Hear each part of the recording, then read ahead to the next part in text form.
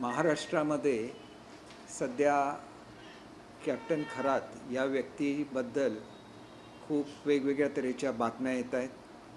त्यांनी केलेलं कृत्य हे अत्यंत घृणास्पद आहे आणि त्यामुळे त्यांना कठोरात कठोर शिक्षा झाली पाहिजे ही सर्वांचीच भावना आहे.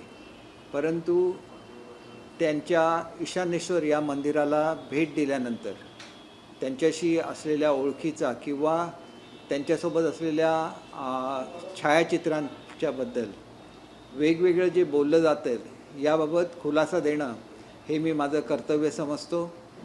मी स्वतः एक शिवभक्त आहे आणि वयाच्या 15व्या वर्षापासून म्हणजे जवळजवळ 55 वर्ष न चुकता दर सोमवारी मी शिवमंदिराला भेट देत असतो.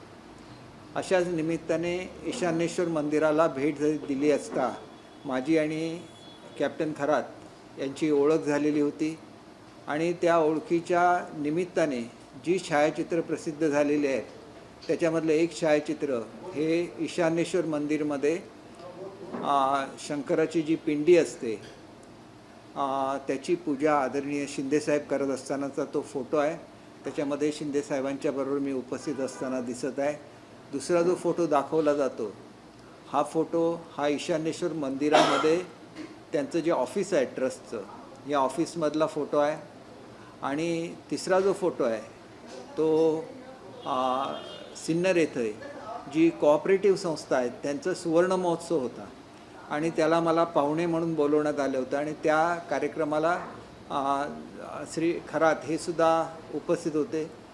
तर त्यांच्यासोबत एक फोटो आहे आणि त्या फोटोमध्ये रुपाली चाकणकर या ज्या महिला आयोगाच्या अध्यक्ष आहेत त्या त्याच्यामध्ये दिसत आहेत. मला या निमित्ताने एवढंच सांगायचं आहे की ईशानेश्वर मंदिराच्या निमित्ताने माझी आणि कॅप्टन खरात यांची ओळख झालेली होती आणि त्या ओळखीमध्ये ईशानेश्वर मंदिराबद्दल किंवा शिवमंदिराबद्दल असलेल्या भक्तीची भावना जास्त आहे आणि त्याच्याच पोटी ती ओळख झालेली होती. त्यांच्या कुठल्याही कृत्यासंदर्भात कुठलीही माहिती ही मला कधीही नव्हती. जोपर्यंत त्यांना अटक झाली तोपर्यंत माहिती नव्हती आणि त्याच्यामुळे त्या मंदिराचे ट्रस्टचे अध्यक्ष म्हणून अनेक आमदार अनेक मंत्री हे त्यांना भेटलेले आहेत आणि अनेकांच्या सोबत त्यांचे फोटो प्रसिद्ध झालेले आहेत. परंतु ओळख असणं म्हणजे त्यांच्या कृत्यामध्ये सहभागी होणं असं बिलकुल नाही.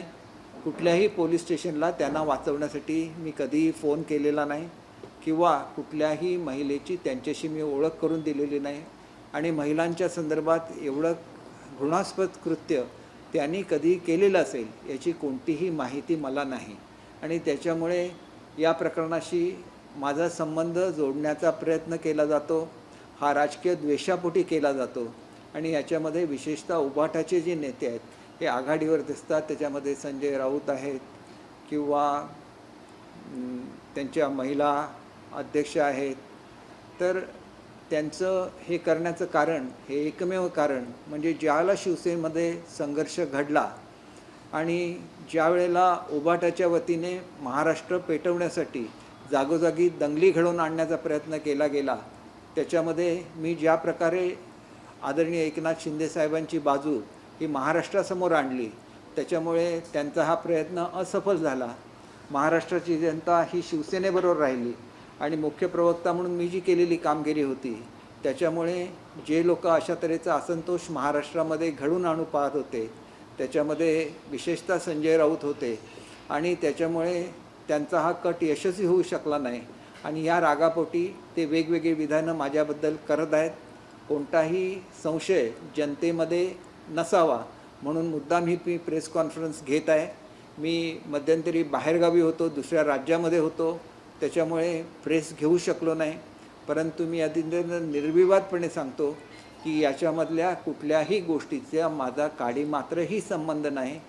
या झालेली घटना ही अत्यंत घृणास्पद आहे, त्याचा मी निषेध करतो आणि ह्या संबंधित व्यक्तीला जास्तीत जास्त कडक शिक्षा व्हावी अशी माझी ठाम भूमिका आहे.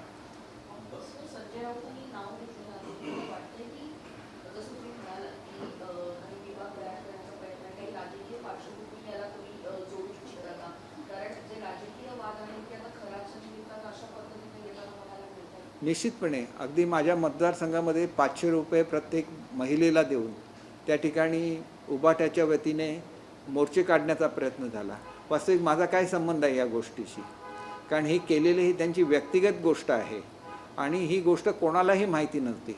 माझ्याकडे एखादी तक्रार आली असेल आणि त्याची मी दखल घेतली नसती तर माझा दोष मी मानू शकलो असतो किंवा त्यांना वाचवण्याचा कुठलाही प्रयत्न मी केला असता तर तो मनुष्य दोषी असू शकतो. केवळ ओळख असल्यामुळे ते करत असलेल्या वाईट कृत्यांशी आपला संबंध नेऊन जोडणं हे संपूर्णपणे चुकीचं आहे. आणि हा सगळा प्रयत्न उबाटाकडून होतं. ज्यांच्या नेत्यांनी त्यांच्या मंदिराला पाण्याची लाईन आणून दिली, त्यांच्या मंदिराला निधी दिला, तेच लोक आज असा आरोप करतायत म्हणजे त्यांनी केलं तर ते योग्य आहे आणि दुसरं कोण मंदिरात गेलं तर ते चुकीचं आहे असं म्हणणं हे साफ चुकीचं आहे. राजकीय द्वेषापोटी हे सगळं चाललेलं आहे आणि त्याच्यामुळे कोणीही या खोट्या प्रसिद्धीला बळी पडू नये अशी माझी नम्र विनंती आहे. मी लवकरच या संदर्भात सल्ला घेणार आहे आणि एकदा या संदर्भातलं आरोपपत्र दाखल झालं खरातांच्यावर की ही जी बदनामी माझी खोटी केली गेली त्याच्याबद्दल कुठली कायदेशीर कारवाई करायची याच्या संदर्भातला योग्य तो निर्णय मी घेईन. परंतु अशा रीतीने सार्वजनिक जीवनामध्ये अत्यंत ज्यांची चांगली प्रतिमा आहे ती प्रतिमा मलिन करण्याचा प्रयत्न हा अतिशय चुकीचा आहे असं माझं ठाम मत आहे. आणि मी त्या निमित्ताने या जे असा प्रयत्न करतायत त्यांचा निषेध करत असताना, खरातांचा निषेध करत असताना अशा ज्या राजकीय प्रवृत्ती आहेत की ज्यांना महिलांच्या हितामध्ये इंटरेस्ट नाही, ते खरातला जास्तीत जास्त शिक्षा झाली पाहिजे ह्याच्यामध्ये त्यांना इंटरेस्ट नाही, परंतु इतरांची बदनामी करण्यामध्ये त्यांना इंटरेस्ट आहे असं स्पष्ट आपल्याला सर्वांना सुद्धा जाणवत असेल. आणि त्याच्यामुळे माझी स्पष्ट भूमिका आहे की घडलेलं कृत्य अत्यंत घृणास्पद आहे. याचा निषेध प्रत्येक व्यक्तीने केला पाहिजे आणि कठोरातली कठोर शिक्षा ही त्या खरातनं झाली पाहिजे अशी माझी ठाम भूमिका. श्रद्धा असणं हा वेगळा भाग आहे, मंदिरात जाणं, श्रद्धा असणं, देवीची पूजा करणं वेगळा भाग झाला. सगळेच राजकारणी एकाच वेळेला खराबच्या पायापर्यंत जातातच कसे काय? पुरोगामी महाराष्ट्र आहे, राजकीय नेत्यांना बंधुबाबांची गरजच काय भासते? याच्यामध्ये असं आहे की कोणीतरी आपण म्हणतो की एखादं जे मंदिर आहे या मंदिरामध्ये प्रचिती येते किंवा त्या मंदिरामध्ये गेल्यानंतर आपल्याला खरोखर एक चांगली भावना असं जर एकाकडून दुसऱ्याकडे, दुसऱ्याकडून तिसऱ्याकडे असं करत एकामेकाशी चर्चेमधून या लोकांची प्रसिद्धी होते आणि त्याचा गैरफायदा अशी मंडळी घेत असतात असं माझं ठाम मत आहे. कारण मी शिवमंदिर म्हणून गेलो होतो, त्यानिमित्ताने ओळख झाल्यानंतर माझ्या लक्षात आलं की अनेक महनीय व्यक्तीसुद्धा त्या ठिकाणी येत असतात. हे बघा, श्रद्धा हे वेगळं भाग आहे आणि जादूटोणा हा वेगळा भाग आहे. मी स्वतः जरी माझी ओळख झालेली असली तरी कुठल्याही तऱ्हेचा अघोरी विधीमध्ये मी भाग घेतलेला नाही. मंदिरामध्ये जी ब्राह्मण पूजा करत असतात ज्याच्यामध्ये आपण बघितलं की शंकराच्या पिंडीवर दुधाचा अभिषेक केला जातो, पाण्याचा अभिषेक केला जातो, याच्या पलीकडे कुठल्याही पूजेमध्ये किंवा आपण जे म्हणता की अंधश्रद्धेमध्ये जे वेगवेगळ्या तऱ्हेचे विधी केले जातात अशा कुठल्याही विधीमध्ये मी स्वतः भाग घेतलेला नाही. की ह्याच्यापैकी आलेल्या कुठल्याही माणसाने शंकराची पूजा म्हणजे शिवपूजा करण्याच्या व्यतिरिक्त काय केलं असेल असं मला स्वतःला वाटत नाही. परंतु एकंदरीत आता ज्या बातम्या येतात त्याच्यावरून त्यांनी आपलं ज्योतिषाचं जे ज्ञान आहे त्या ज्ञानाचा गैरवापर करून अनेक महिलांना फसवल्याचं आता निदर्शनाला आणतं आहे आणि अत्यंत चुकीची बाब आहे आणि महिलांवर अन्याय करणारी बाब आहे. तर त्यांना कठोर जर शासन झालं तर निश्चितपणे एक चांगला मेसेज हा संपूर्ण महाराष्ट्राला जाऊ शकेल. ज्या प्रकारे तुम्ही म्हणाला होता की 39 ते 40 आमदार होते पण माझ्या एकट्याचंच नाव होतं, मग त्यापैकी काही आमदारांना तुम्ही त्या प्रक्रियेमध्ये नेलं होतं का? कारण आरोप आता सातत्याने बिलकुल नाही. मी फक्त शिंदे साहेबांच्या बरोबर त्या मंदिरामध्ये गेलो होतो. याच्या व्यतिरिक्त एकाही आमदारांना मी मंदिरात नेलेलं नाही. आणि जे फोटो प्रसिद्ध झाले त्यातला एकही फोटो माझ्या ऑफिसमधला नाही आहे. त्या ठिकाणी सिन्नर येथं जी कोऑपरेटिव्ह सोसायटी आहे त्यांचा सुवर्ण महोत्सव होता, त्यानिमित्ताने प्रमुख पाहुणे म्हणून मला बोलवलेलं होतं आणि त्याच ह्याच्यासाठी खरातसुद्धा उपस्थित त्या ठिकाणी होते आणि त्याच्यामुळे आमचा एकत्र फोटो त्या प्रचारात आहे. त्याचा आणि आमच्या डिपार्टमेंटचा किंवा मी घेत असलेल्या मीटिंगचा काहीही संबंध नाही. कोणी हे बघा, त्यांनी सुद्धा पूर्वी त्या मंदिराबद्दल ऐकलेलं होतं. शिर्डीला कार्यक्रम होता आणि शिर्डीपासून अवघ्या 10 किलोमीटरवर हे मंदिर आहे आणि त्याच्यामुळे मी आणि ते सपत्नीक आलेले होते आणि त्यांनी तिथं पूजा केलेली आहे. तीसुद्धा शिवशंकराची पूजा केलेली आहे. दुसरा कुठलाही विधी त्यांनी त्या मंदिरामध्ये केलेला नाही. तुमची ती केवळ एकच भेट होती का? कारण अनेकदा म्हटलं जातं की तुम्ही भेटला होता, तर ती भेट त्यांच्या ऑफिसमध्ये होती का मंत्रालयात होती? नाही, दुसरा जो फोटो आहे तो ज्या गावामध्ये हे मंदिर आहे तिथल्या रस्त्याच्या संदर्भात ते एक निवेदन घेऊन आले होते, त्यावेळेचा तो फोटो आहे. तो मुंबईचा फोटो आहे आणि तो वर्षा निवासस्थानावरचा फोटो आहे. सर, एकीकडे रोहित पवार किंवा अन्य राष्ट्रवादीचेच नेते म्हणतात की अजित पवार यांच्या घराबाहेर जी पूजा किंवा अघोरी विधी करण्यात आली होती त्याचा संबंध खराब प्रकरणाशी आहे. याच्यामध्ये अजित पवार गटाच्या आमदारांचं देखील हेच म्हणणं आहे. तुमचं काय म्हणणं? नाही, मला या संदर्भातली काहीच माहिती नाही की अशा तऱ्हेच्या अघोरी पूजा ते करत असतील, हे सुद्धा मला आजपर्यंत माहिती नव्हतं. आणि त्याच्यामुळे असं जर काय माहिती असतं तर मुळात त्या मंदिरातच मी गेलो नसतो.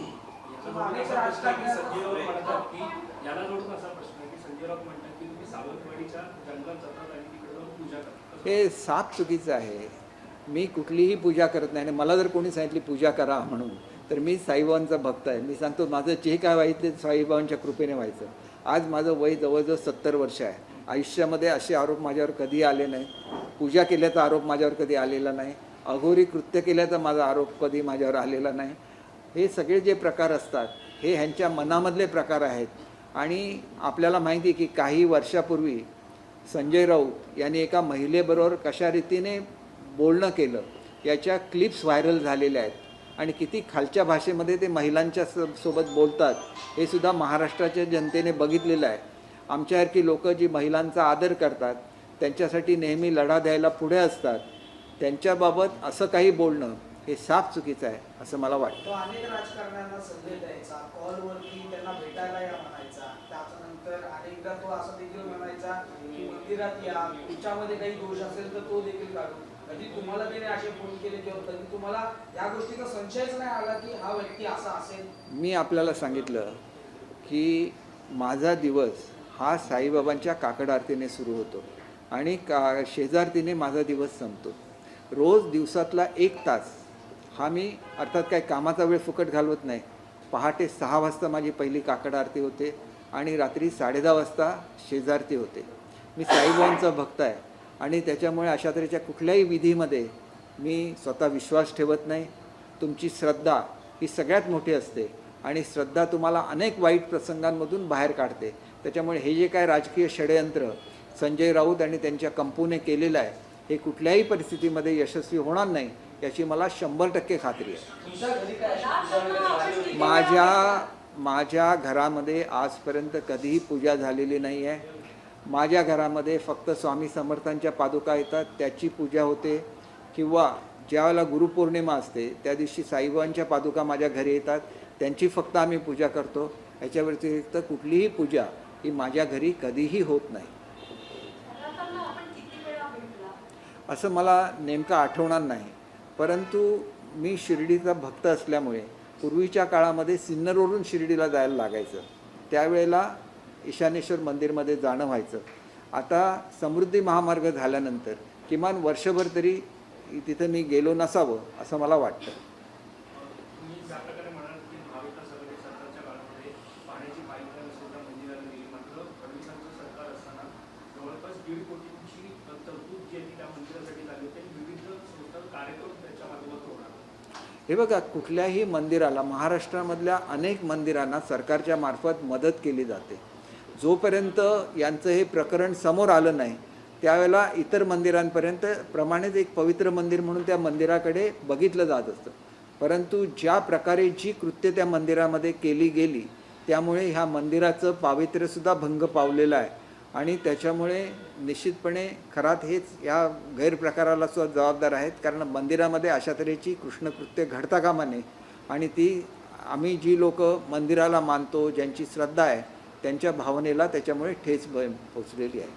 सर, याच प्रकरणामुळे रुपाली चाकणकर यांना राज्य महिला आयोग आणि प्रदेशाध्यक्ष पदावरून राजीनामा द्यावा लागला. तुम्हाला वाटतं ही कारवाई योग्य झालेली आहे? एक असतं की महिलांवर ज्यावेळेला अन्याय होतं त्याला महिला आयोगाची फार मोठी जबाबदारी असते, महिलांचं संरक्षण करायची आणि त्यांना न्याय द्यायची. त्या ट्रस्टच्या सदस्य होत्या आणि त्याच्यामुळे त्या संबंधित व्यक्ती होत्या, कारण हा प्रकार हा ईशानेश्वर मंदिरामध्ये घडलेला होता. त्या ईशानेश्वर मंदिरच्या ट्रस्टमध्ये डायरेक्टर म्हणून सहभागी होत्या आणि त्याच्यामुळे त्यांच्याकडून महिलांना न्याय मिळू शकेल की नाही अशी शंका महाराष्ट्राच्या मनामध्ये येण्याची शक्यता असल्यामुळे मुख्यमंत्र्यांनी त्यांना त्यांच्या पदाचा राजीनामा देण्याचे निर्देश दिले. जेव्हा आपल्याला आणि शिंदे साहेबांना भेटायचं तेव्हा बोलण्याचा सूर काय असायचा, काय ते चर्चा करायची? एक गोष्ट आपण लक्षात घेतली पाहिजे की ते शिंदे साहेबांना फक्त 2 वेळा भेटले. पहिल्या वेळेला ज्यावेळेला शिर्डीला कार्यक्रम होता आणि शिर्डीपासून 10 किलोमीटरवर हे मंदिर असल्यामुळे मंदिरातल्या पूजेला ज्यावेळेला शिंदे साहेब गेले त्यावेळेला एक भेट झाली आणि दुसऱ्या वेळेला रस्त्याची दुरुस्ती करण्याची मागणी घेऊन ज्यावेळेला ते मुंबईला आले होते त्यावेळेला त्यांची चर्चा झाली. परंतु या चर्चेमध्ये त्यांच्या मागणीच्या व्यतिरिक्त कुठलीही चर्चा झाली नाही. किशोरसाहेब, मुद्दा असा आहे याच्यामध्ये बऱ्याच राजकारण्यांना सत्ताधारी असो किंवा विरोधक असो त्यांचे फोटो असो किंवा बाकीची गोष्टी असतील व्हिडिओ वगैरे तुम्हाला टार्गेट केलं जातं असं वाटतंय का यावर? 100% टार्गेट घेतलं जातं आणि ते उभाटाकडून केलं जातं आहे. माझ्या मतदारसंघामध्ये सुद्धा एका महिलेमागे 500 रुपये देऊन मोर्चा काढण्याचा त्यांनी प्रयत्न केला, पण 200-300 महिलासुद्धा जमू शकल्या नाही. जे लोक निवडणुकीमध्ये पराभूत झाले त्याच्यामध्ये अशाच प्रवृत्तीचा माफिया गुंडगिरीचा एक मनुष्य आहे.